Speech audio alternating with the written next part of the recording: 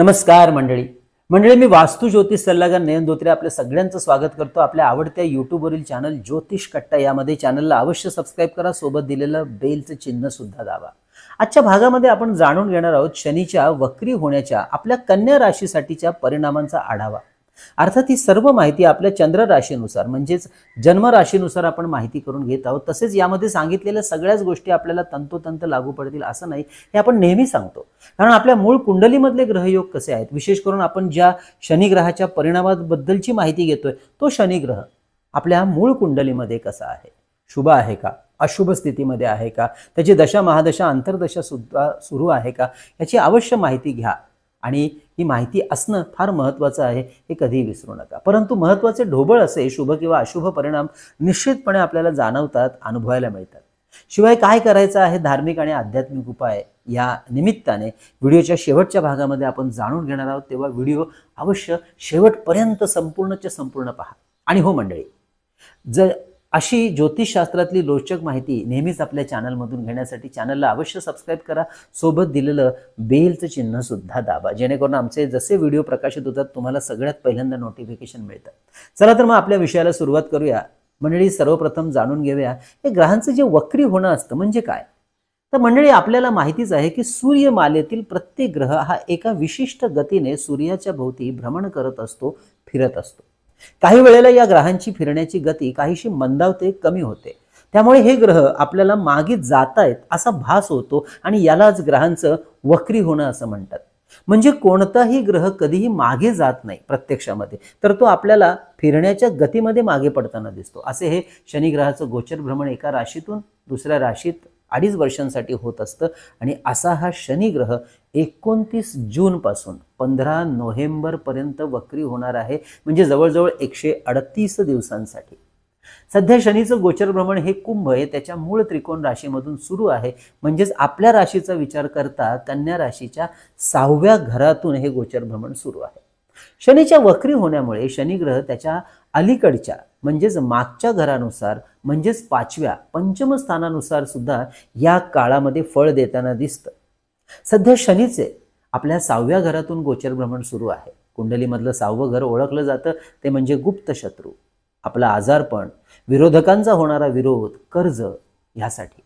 तर आता मात्र शनी ग्रह 30 जून पासून 29 ला बदलतोय, म्हणजे 30 जून पासून कुंडलीमधल्या 5व्या स्थानानुसार सुद्धा गोचर भ्रमणाचं फळ देईल।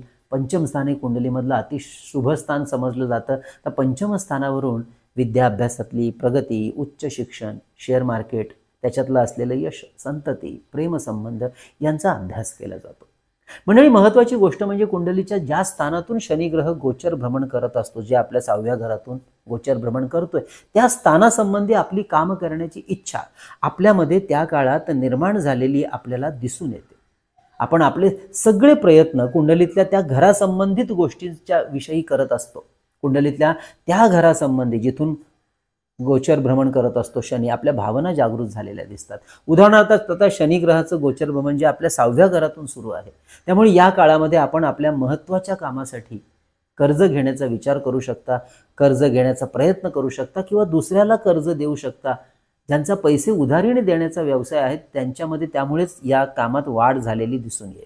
मात्र शनी ग्रह वक्री होत असल्यामुळे व्यवहारातील काटेकोरपणा मात्र या विषयातला जपायचा आहे, म्हणजेच व्यवहारातले नियम मोडायचे नाही। तसेच उगाचच कोणाबरोबरही शत्रुत्व निर्माण होणार नाही याची सुद्धा आपल्याला काळजी घ्यायची, अगदी जाणीवपूर्वक। वादावादीपासून स्वतःला लांब ठेवायचा। आपण जर कर्ज या काळामध्ये घेणार असाल तर ते फेडायचं नियोजन मात्र आधीपासून आपण करून ठेवलेलं उत्तम राहील। यामध्ये कुठलीही चालढकलपणा आपल्याकडून होणार नाही हे लक्षात घ्या आणि नंतरच आपण कर्ज अवश्य काढा, कारण शनी वक्री होत आहे। तर एखाद्या क्षेत्रामध्ये आपण कॉम्पिटिशनमध्ये उतरण्याचं धाडस या काळामध्ये करू शकता। तर काही जण स्पर्धा परीक्षांच्या तयारीला सुद्धा अगदी मनापासून लागतात, पूर्ण फोकस करतात। तर या 138 दिवसांच्या काळामध्ये आपल्या राशीच्या मंडळींना शनी ग्रह 6व्या आणि 5व्या स्थानाचं जे फळ निर्माण करताना दिसतंय, त्याच्यामध्ये बऱ्यापैकी आपला पंचम स्थानाचे सुद्धा परिणाम दिसतील। 6व्या घरातील असा हा शनी वक्री झाल्यामुळे जी मंडळी मेडिकल क्षेत्रात शिक्षण घेत आहेत किंवा ज्यांचं करिअर या वैद्यकीय क्षेत्राशी जोडलेलं आहे, त्यांच्या कार्यक्षेत्रामध्ये सुद्धा सुंदर वाढ होताना दिसेल। तर ज्यांना नव्याने या क्षेत्रात पदार्पण करण्याचा विचार करत आहेत त्यांच्यासाठी सुद्धा 138 दिवसांचा कालखंड एक उत्तम पर्वणी ठरू शकते।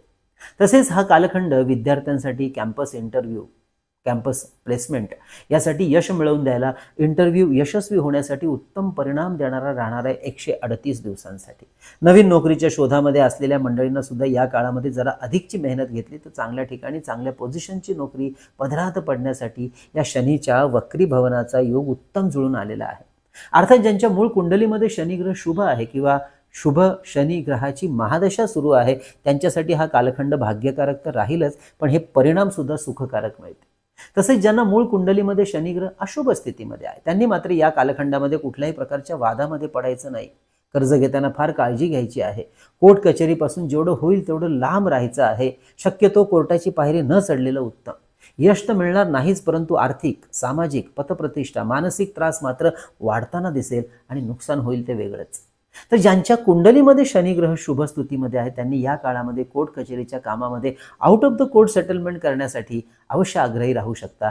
यामध्ये आपलाच फायदा राहील भविष्याच्या दृष्टीने विचार करता. त्यामुळे आता थोडंसं नुकसान जरी या गोष्टींमध्ये सहन करावं लागलं तरी हरकत नाही.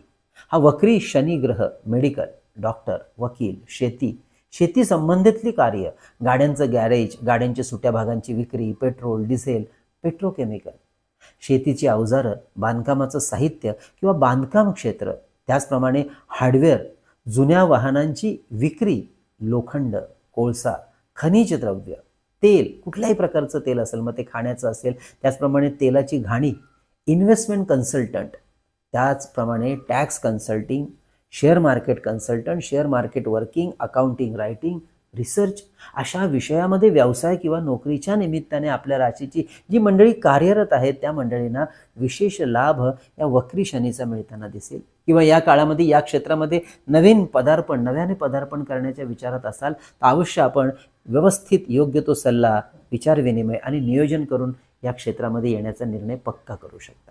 आता जाणून घेऊया शनीच्या वक्र दृष्टीचा प्रभाव काय सांगतोय याविषयी. शनीची दृष्टी फार अशुभ समजली जाते. शनी ग्रहाची पहिली वक्र दृष्टी पडते ती म्हणजे आपल्या 8व्या घरावर. कुंडलीमधलं हे काहीसं अशुभ स्थान आहे. आपल्या आरोग्याच्या दृष्टीने त्यामुळे काळजी जास्त घ्यायची आहे. जुन्या आजारांकडे जरासं दुर्लक्ष जर होत असेल तर ते करू नका. मात्र हे गूढ विषयाचं, विद्येचं स्थान असल्यामुळे एखाद्या गूढ शास्त्राचा अभ्यास करण्याची संधी या काळामध्ये मिळताना दिसेल. तर जी मंडळी संशोधन क्षेत्रामध्ये कार्यरत करतायत त्यांचे कामकाज सुद्धा वाढेल. चांगले रिझल्ट कामाच्या ठिकाणी संशोधनाच्या माध्यमातून आपल्याला मिळताना दिसतील. शनीची दृष्टी 12व्या घरावर पडते. जी मंडळी इम्पोर्ट एक्सपोर्ट क्षेत्रामध्ये आहेत त्यांच्या कामाच्या निमित्ताने अचानक परदेश दौरे घडतील. मात्र कायदेशीर पेच प्रसंग या काळामध्ये निर्माण होतील. अशा वेळेला योग्य वकिली सल्ला अवश्य घेऊन ठेवा. हा कालखंड 6व्या घरातील शनीचा असल्यामुळे कोर्ट कचेरीच्या कामामध्ये यश मिळायची संधीही वाढवेल. तर 3ऱ्या घरावरील शनी ग्रहाची दृष्टी म्हणजे 3री घरावरील प्रवासाचा अनावश्यक खर्च वाढवेल. काही असलं तरी हा कालखंड विद्यार्थ्यांना शुभ परिणाम वाढवणारा आणि देणारा राहील. तर कोर्ट कचेरीच्या कामामध्ये यश मिळवून द्यायला, मार्ग दाखवायला मदत करेल.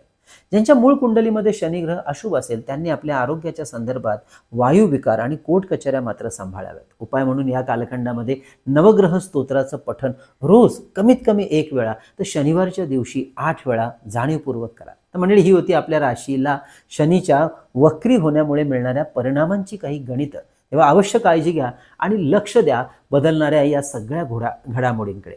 मंडळी आजचा विषय कसा वाटला अवश्य कळवा. विषय आवडला असेल तर लाईक करायला विसरू नका आणि जास्तीत जास्त लोकांपर्यंत हा व्हिडिओ अवश्य शेअर करा. तसेच मंडळी ज्यांना वास्तू किंवा ज्योतिष विषयामध्ये सशुल्क मार्गदर्शन आमच्याकडून घ्यायचं आहे त्यांनी अवश्य आमच्या व्हॉट्सअप नंबरवर मेसेज करून आधी त्याविषयीची संपूर्ण माहिती घ्या आणि नंतर आपली अपॉइंटमेंट अवश्य बुक करा. ज्योतिष सल्ला, वास्तू सल्ला हा दिला जातो ऑनलाईन पद्धतीने फोनवरूनच. त्यामुळे अगदी देश परदेशातून आपण आमच्याशी सहज जोडू शकता. तसेच मंडळी ज्यांना रुद्राक्ष, विविध ग्रहांची यंत्र, चैतन्य लहरी आणि सप्तशती गुरुचरित्र सार ही पोथी मागवायची असेल त्यांनी अवश्य व्हॉट्सअपवर मेसेज करून संपर्क साधू शकता.